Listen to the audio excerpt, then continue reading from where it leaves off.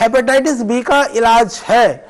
और कई बार hepatitis B बहुत सारे ऐसे पेशेंट्स हैं जिनका 100% नेगेटिव हुआ है, और बहुत सारे ऐसे भी पेशेंट्स हैं जिनका वायरल लोड जो है बिल्कुल कम हुआ है।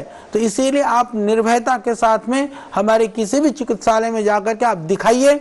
और आयुर्वेद की जो बहुत सारी ऐसी महंगी औषधियां नहीं है, सामान्य औषधियां हैं, उसमें जो मुख्य प्रयुक्त होने वाली, जैसे मैं कई बार बता चुका हूँ, लीवर के लिए हमारा सर्वकल्प क्वाथ, सर्वकल्प क्वाथ में मकोए है, पुनर्नवा मूल है, और इसके अतिरिक्त भूमि आंवला है, उसका काढ़ा। और उसमें हेपेटाइटिस बी और सी के लिए मैं पूरे देश को बताना चाहूंगा, हम एक औषधि और देते हैं, उसका हमारा नाम है टोटला क्वाथ।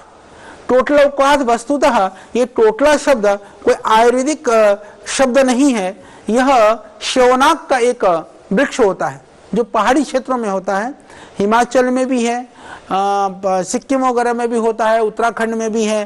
तो जो पहाड़ के थोड़ा सा क्षेत्र है, आपने देखा होगा बड़ी बड़ी फलियां लगी होती हैं। बुद्ध धर्म के अंदर उसको पवित्र माना जाता है। उसके अंदर की जो सफेद सफेद सा बीज बहुत पतले पतले से होते हैं, तो उनको हिमाचल में तो देखा होगा आपने, टोपी लगाते हैं। तो उस पेड़ की जो छाल है, जब हम, एक छोटी सी कहानी है आपके नॉलेज के लिए मैं बताना चाहता हूं, क्योंकि हम लोगों ने जड़ी बूटियों के नॉलेज के लिए बहुत तप संघर्ष और पूरे देश का भ्रमण किया है।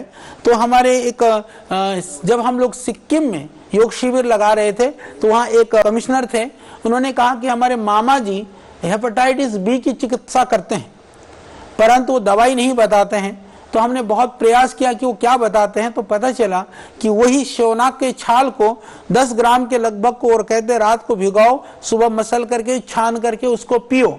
उसके साथ में थोड़ी सी मात्रा में कपूर की छोटी सी डली देते थे।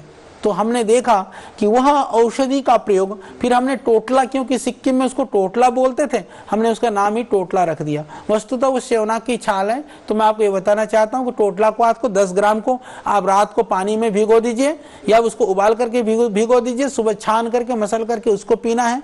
सर्वकल्प क्वाथ का जो काढ़ा है उसको सुबह शाम को पीना है। जो टोटला क्वाथ है वो एक ही दिन पीना है। तो इससे हेपेटाइटिस बी के लिए भी, इवन सी के लिए भी, प्लस जिसको जॉन्डिस, जिसका बिलिरुबिन बढ़ा हुआ है, तो बहुत सारे बिलिरुबिन बढ़े हुए पेशेंट्स में भी उससे तत्काल लाभ होता है। तो एक बार वैद्य को जरूर आप दिखा करके, बाकी भी यदि आपको हो सकता है कुछ और भी परेशानियां हो, उनके साथ शुरू कर दीजिए। मैं इतना ही निवेदन करना चाहता हूं कि दवाई औषध है और आप ठीक हो जाएंगे।